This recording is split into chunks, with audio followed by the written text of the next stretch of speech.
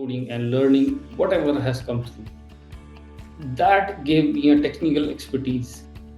You should think long term and plan for scalability through an AI interactive avatar who is not just a computer image, it's more like a human talking. And India is also coming up with their own data protection act. That's where the governance is going.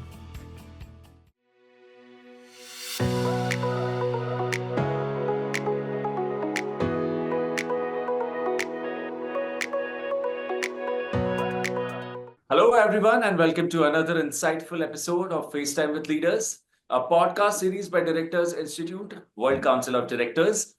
I'm Sunny Pancholi, and today we have with us a visionary leader, a pioneer in the tech industry, and a driving force behind some of the most innovative SaaS-based solutions in the market today.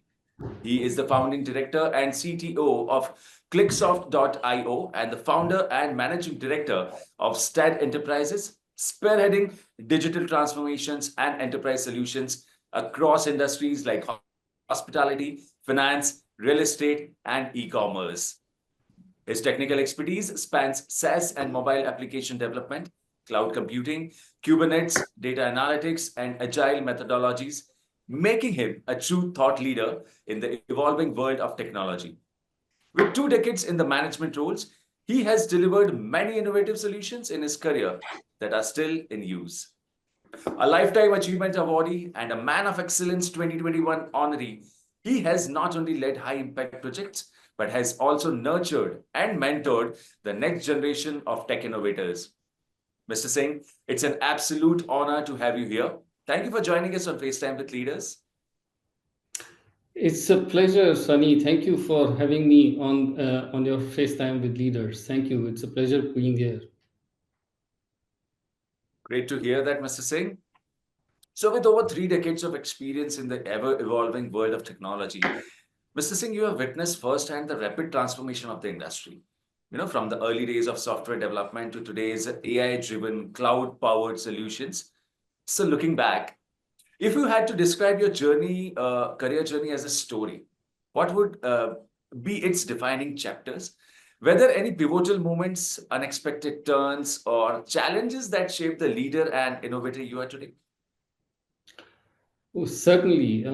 If I have to describe my career as a journey, as a story, I would actually title it as Building the Future, One Innovation at a Time. The defining chapters of my journey could be, I can list it down something like saying, starting with the foundation. In the initial years of my career, I was deeply engaged in hands-on software development, doing coding, and learning whatever has come through. That gave me a technical expertise, enabled me in problem solving skills, and adapt new and evolving technology. So from day on, it gave me a zeal to always look for new things. Then the next chapter would be leading from the front. I from there I transitioned into managerial roles where I was able to help my team members think about and architect about products and technologies. My tenure at FastBooking and Electrobug was particularly crucial, where I drove product innovation, improved system performances, and spearheaded the adoption of Agile and DevOps practices. From there on, when I went into working with FastBooking and DH, the chapter would become more like global expansion with agility, where we develop not only deep learning processes with SaaS, cloud computing, enterprise softwares, but at the same time, adapted practices like agile and agilities into the development models. The next would be, I would say, overcoming challenges and driving innovation. Every journey that I had gone through has always been forced with challenges. Mine was no different as well. The rapid evolution of technology that stayed ahead required constant upskilling and innovation. Managing cross-functional teams across geographies was a challenge with given budget constraints, technical expertise, and business goals. The ability to transform challenge into opportunity became my guiding principle. The last I would put it across would be an entrepreneurial vision in future. This is where I thought about building organizations with all the learnings that I catered from the industry, and that's how I came up with first a STAD enterprise with a small team, and then working with the French market as Clicsoft. And we started building next generation based solutions, leveraging AI and data driven analytics automations, and solve real world business problems. Mentoring the next generation of tech professionals has become a key passion. These defining moments has reinforced my belief that continuous learning, innovation, and leadership, the key elements that continue to drive my career forward. Right. Wow, Mr. Singh, what a fascinating journey. And it's incredible to hear how each phase of your career shaped the visionary leader you are today. So, Mr. Singh, I imagine the journey wasn't always smooth for you. Was there a defining moment when you knew you wanted to take the entrepreneurial path? And part B of my question is, as you look back, what were some of the biggest challenges that tested you, but ultimately shaped the leader you are today? Okay, understood. Yes, my career started, and in the start of my career, I never thought about being an entrepreneur. I always thought about giving technology, working in technology field, and providing solutions. That's it. And while l- the moment that sparked the entrepreneurial leap, let me take you through the understanding how it happened over the journey. So while leading my large scale technology team in previous roles, particularly the Edge formerly was named as FastBooking, where I was associated with them almost 12 plus years, I realized that the industry is struggling with data exchange in real time. It was quite difficult at first to convince the industry, leading companies to adapt data exchange principles and build innovative interconnections between systems rather than having silo solutions. But even after having interconnectivity, something was still amiss because every new connectivity between systems required lots of work. It was and it is not standardized, and hence there is always a learning curve. The challenges of integration multiple platforms having real time and ensuring seamless automation across globe made me rethink what if we could actually build a technology ecosystem that solves these problems, not just one company, but for the entire industry. That's when I knew I wanted to create something beyond a job title, something that would really drive real innovation, provide scalable solutions, and help business thrive in the digital world. That realization led me to found Clicsoft and STAD Enterprises, where I could fully focus on building these generalized solutions for the industry.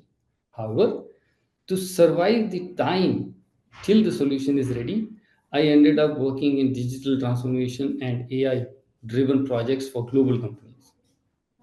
Now, the second part of your question, some of the challenges that I shaped my as a leader, I would put it across. There are some important, very, very important ones that actually shaped my leadership skills, from corporate mindset to entrepreneurial one, from single role to wearing multiple hats, strategy, provide vision, financial planning, and even hands-on problem solving. That taught me ability to be flexible, adaptable, and take collective risks.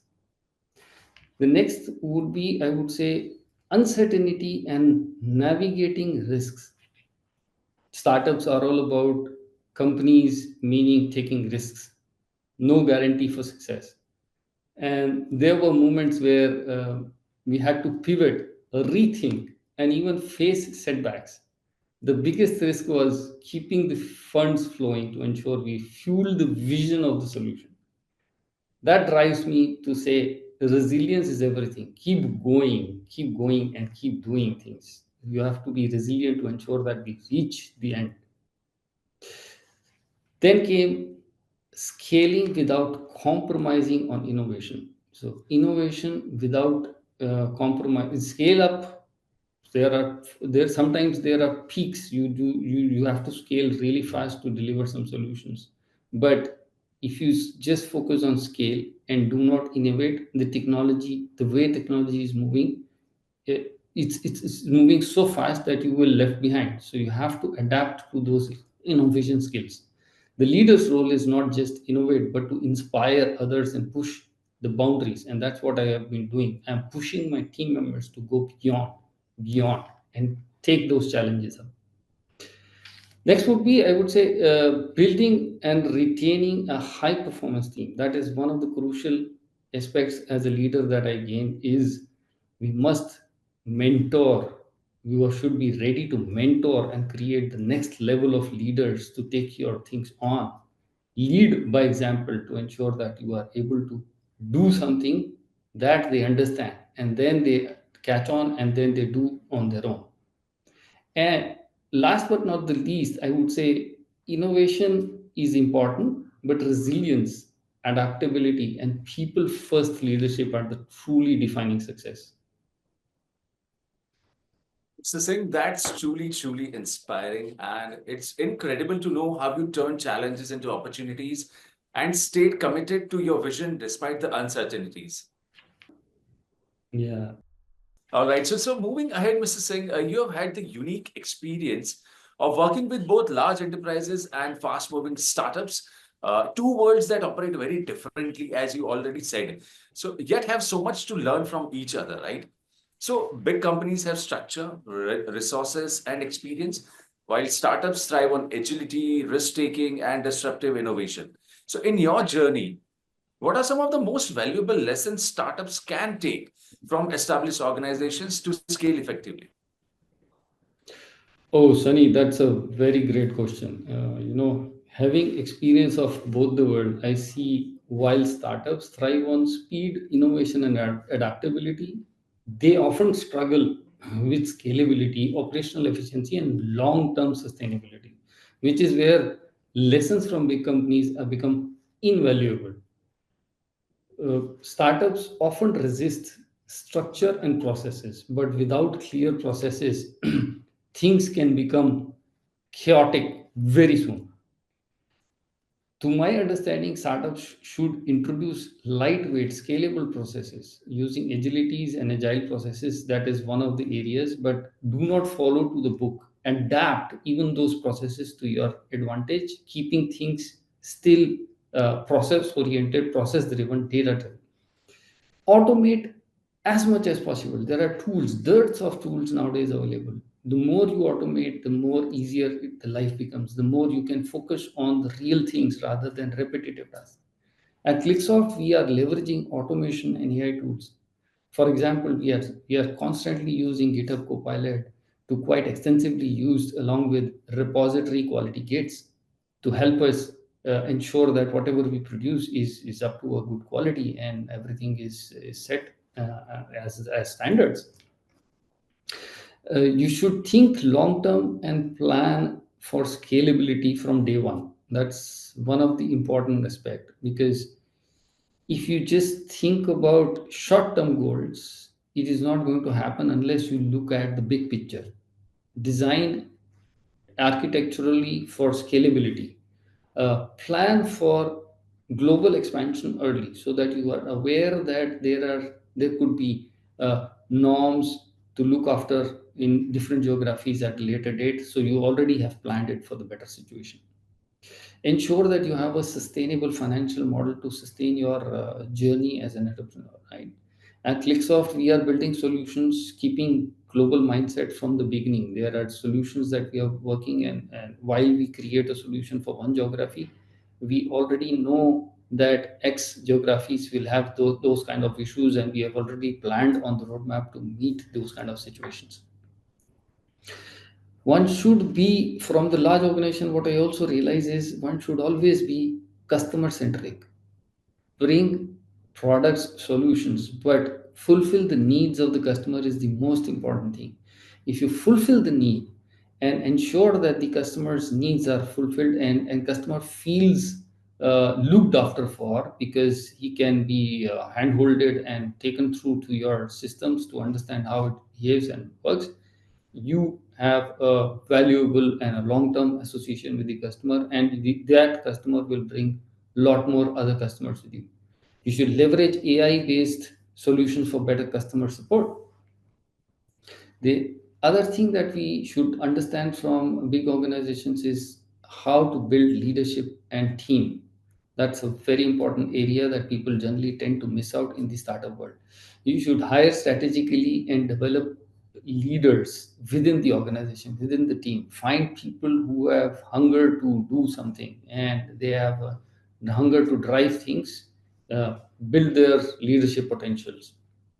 Find cultural fit people, make the organization a continuous learning base where people can actually understand and share knowledge and discuss freely and brainstorm freely. And that's what we preach, and we have been doing in STAD Enterprises and Clicsoft. We created teams where on a regular basis, team have timeouts from the work activities. They just sit down and discuss things and work towards better solutions. They brainstorm on solutions. The one of the other important areas that I realized from big organization is your decisions should be data driven, not intuitive. Your data speaks a lot, so base your decisions on your data reports, and that will give you more insights and rightful directions of your decision. The data will give you a way to do a proactive decision making rather than reactive decision making. The last I would put it across is build partnerships in the industry. Why? Because startup needs to build solutions quicker. Having partnerships in the industry will let you uh, get solutions faster rather than competing with each other. Integrate with existing ecosystems like SaaS companies partnering with major cloud providers. This is what we have been doing with at Clicsoft. We have partnered with companies providing different solutions that fit various pieces of the problem solving Rubik cube pieces that solves the problem, right? So that's what we have been doing, and that's what I would like to put across as the pointers.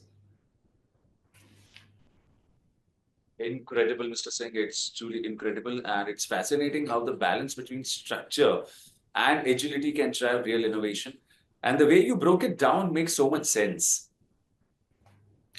Yeah, that's right. That is one thing I see. I have been seeing startups missing out on that aspect. They're just uh, working towards bringing the solutions to market very quickly, and they tend to miss out these things. One should always have a very long term vision and put the milestones and pieces in a more planned and defined manner. That's what I learned from working with large organizations, and that is helping me a lot on this journey. Absolutely, absolutely.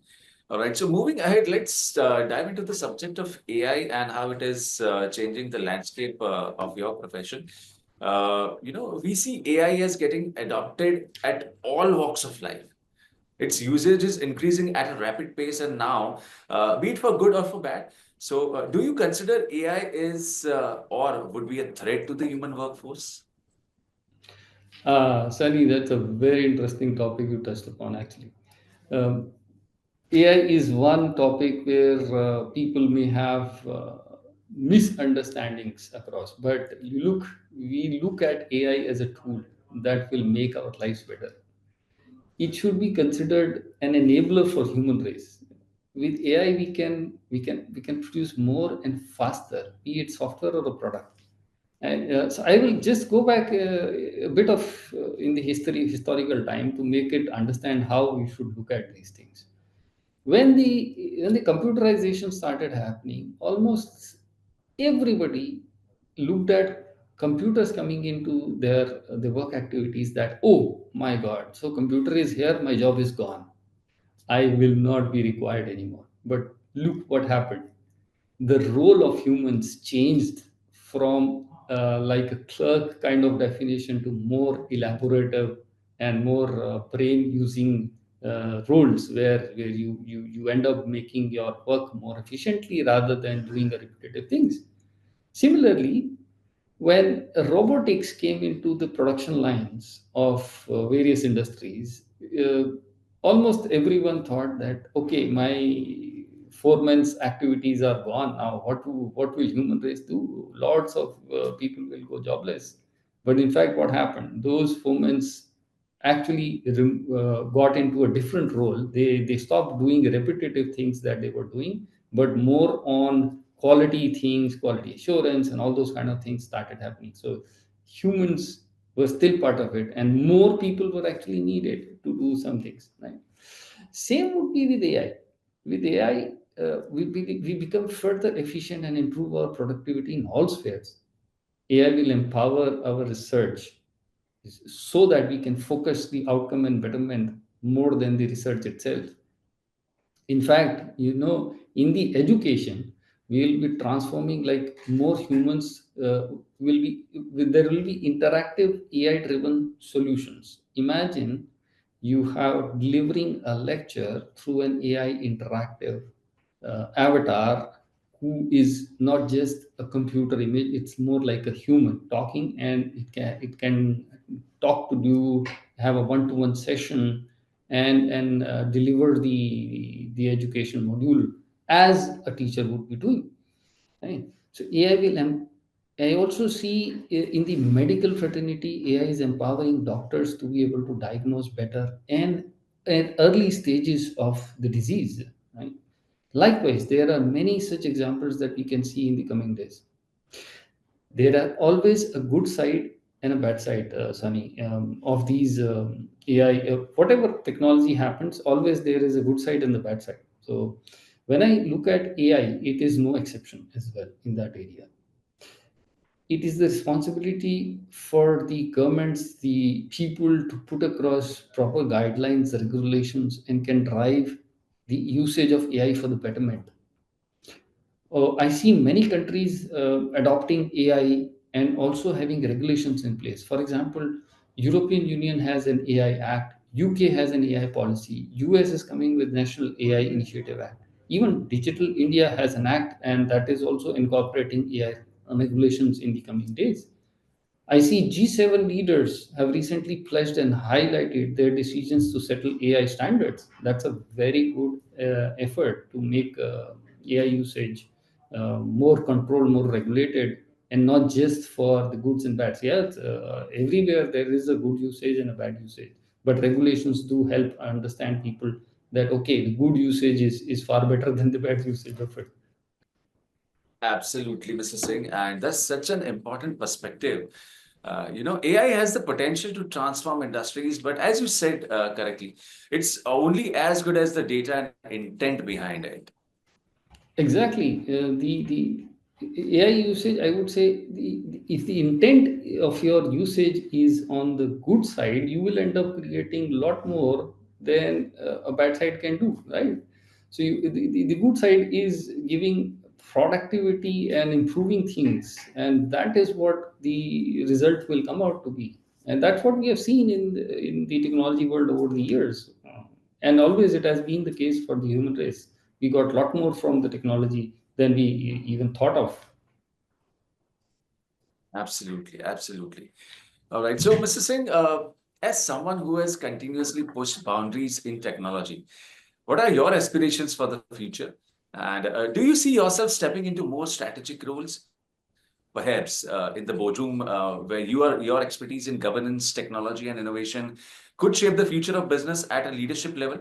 And I would love to hear what excites you about the road ahead.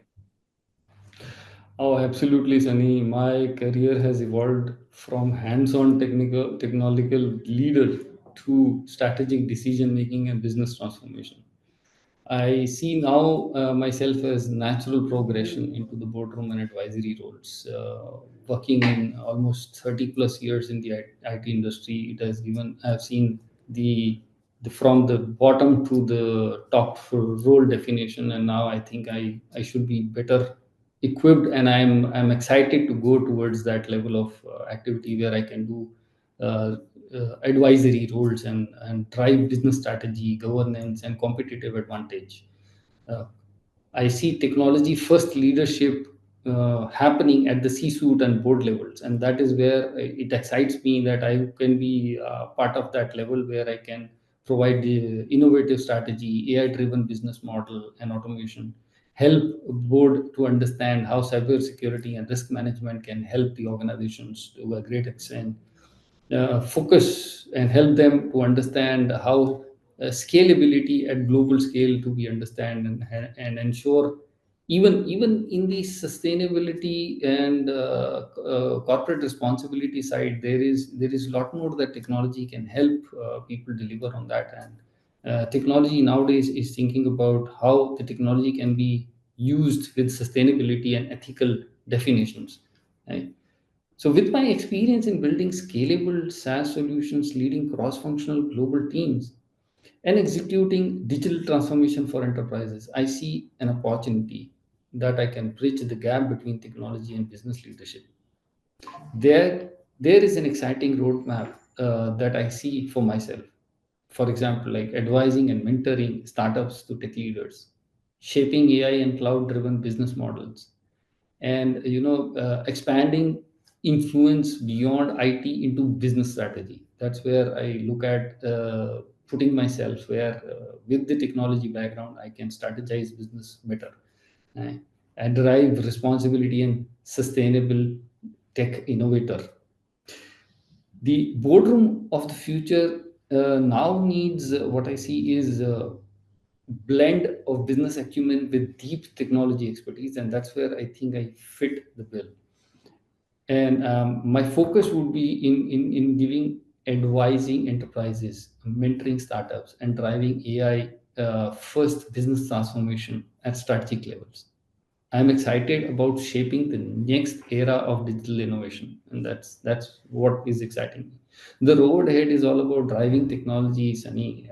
It's driving technology at the boardroom level. Now, it's not boardrooms are no more just about financial definitions. It's more about how to deal with technology in every spheres of the activities in the businesses to get the value, the more value out of the business itself, and bring it a valuable organization as a whole. And I look forward to playing a key role in that evolution.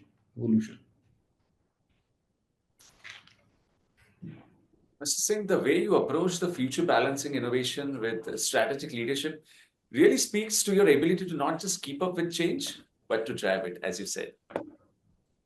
Yeah, that's right. It's the ability to drive the change is important, and at a board levels, where if we are able to understand the speed the technology is changing, and we are adapting to it, and we are ready to drive that change, that's where the organizations will change. There has been in the past examples where companies which have not been ready for the change just vanished. As an example, just look at what happened with Kodak kind of organization. Yeah. It's dead now. Yes, the first example that strikes the mind when we are talking about changing and adapting to the change, Kodak is the name that appears at the top list. Immediately. So yes, Exactly. you have to adapt to the changes. Yes, absolutely, Mr. Singh. So talking about corporate governance, corporate governance is more than just compliance, and it's about building ethical, sustainable, and forward-thinking organizations. So, Mr. Singh, with your experience leading tech-driven enterprises, how do you see governance evolving in today's digital world? Oh, so governance is no longer just about compliance and risk management. In today's digital first world, I would say, it has become a strategic enabler of innovation, security, and long-term business sustainability. As I was mentioning earlier, also, uh, apart from that, risk management is becoming crucial, because you have seen cases where ransomware attacks have happened. If you're not ready for that at the organization level, you will have to face a lot of situations, right? And with the rise of AI, cloud computing, and cybersecurity threats, data privacy becomes a concern, and governance needs to evolve to be more proactive, adaptive, and technology driven. Traditional corporates, if you look at governance focused, were governance focused and financial oversights. They regulate compliances, and they were looking at shareholder interests. That were the key areas the governance was happening. But now, in the digital landscape, companies are being evaluated on their cybersecurity, their resilience, their AI ethics, and how they govern their data. Boards and leadership teams must now prioritize technology risks, digital innovation strategies, and AI driven business models along with financial performance. I've seen AI driven decision making is becoming fundamental part of business operations nowadays. But there it comes bias, transparency, and issues of ethical concerns as well when you use AI. So you have to be very, very ethical, and that's where governance regulations of AI will help companies to deal with that kind of a situation. Companies need AI governance policies that ensure fairness, expandability, and compliance with evolving regulations. The boards are now expected to take responsibility of AI ethics and risk assessment. So imagine how deep AI is going to become as a part of the governance practices as well. Data breaches we have seen in the past is forcing organizations to rethink the strategy of data privacy and all that. That's an example that I quoted earlier as well. And if you realize nowadays, the companies must implement cyber resilience frameworks, ensuring continuous security mentoring, risk mitigation, and compliance with global regulations. For example, GDPR kind of regulations that we see day in and day out. With governments enforcing stricter data privacy laws, organizations must manage cross-border data governance, consent management. User consent management is becoming one of the key aspects, and ethical data usage. Government must align with evolving regulations. Governance has to be with evolving regulations. There are regulations, as I stated earlier, there are regulations in the European Union like GDPR. India is also coming up with their own data protection act. That's where the governance is going to be. Companies are being held accountable. They are being held accountable for third party data sharing and AI profiling. Governance is now, I would say, linked to environmental, social, and ESG factors as well. With responsible AI, carbon neutral data centers, and ethical sourcing of technologies, components matters. And companies are integrating sustainability goals into tech strategies, ensuring compliances with ESG frameworks. So in the digital area, governance in digital area is about you you have to balance innovation with the responsibility, ensure company thrives securely, ethically, and sustainability in the AI driven digital world. That's what is happening in the governance, Sunny. That's such a crucial insight, Mr. Singh. The way you framed governance as a driver of innovation rather than just a regulatory checkbox really shifts the perspective. Yeah, that's right. Governance.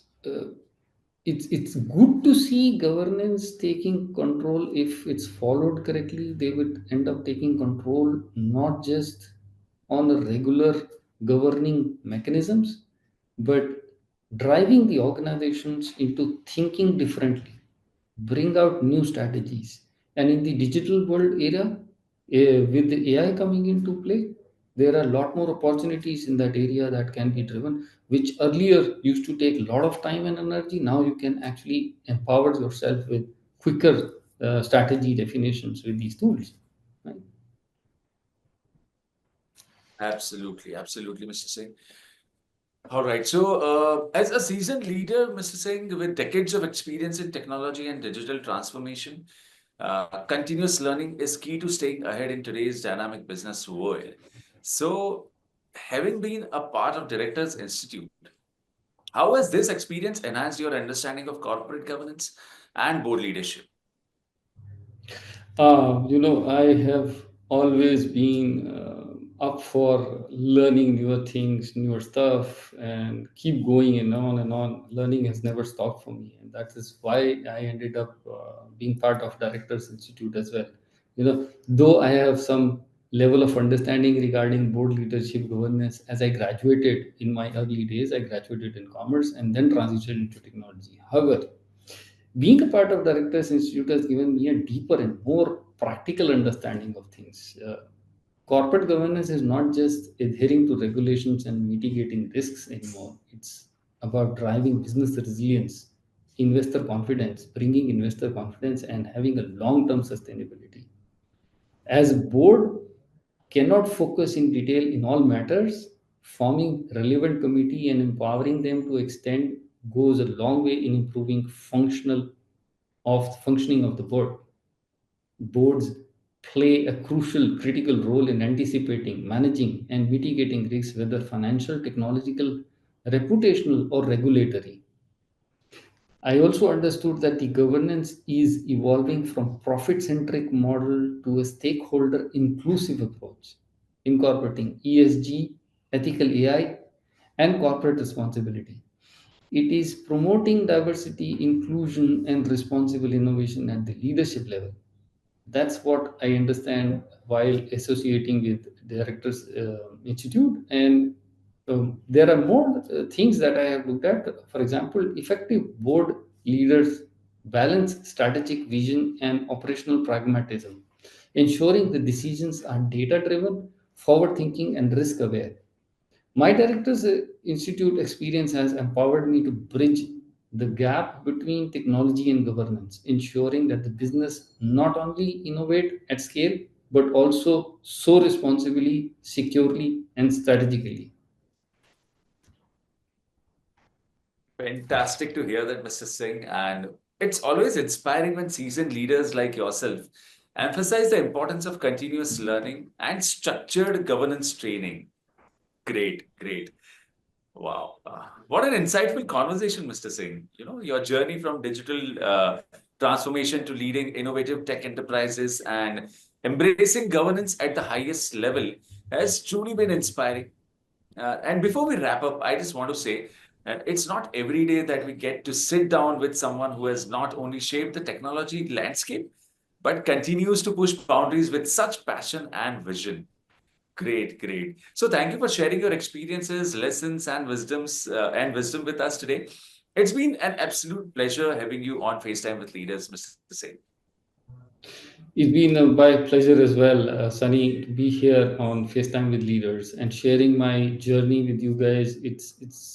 I never thought of that I would land up in an entrepreneurial level, but this is what it is. I have been going through, and the good thing, or I would say by God's grace, I have seen all different levels, and now I am at a stage where I think putting out my foot into the governance side, I can actually drive a lot of things from the technology perspective and from the governance perspective as well, and probably make better organizations that can deliver useful and valuable solutions in the world. Absolutely, Mr. Singh, and all the best for your future endeavors. And thank you once again for joining in. And to our lovely, lovely audience, if you have enjoyed this episode, don't forget to subscribe, share, and leave us a review. Until next time, keep learning, keep leading, and keep driving change. Thank you so much, and have a nice time.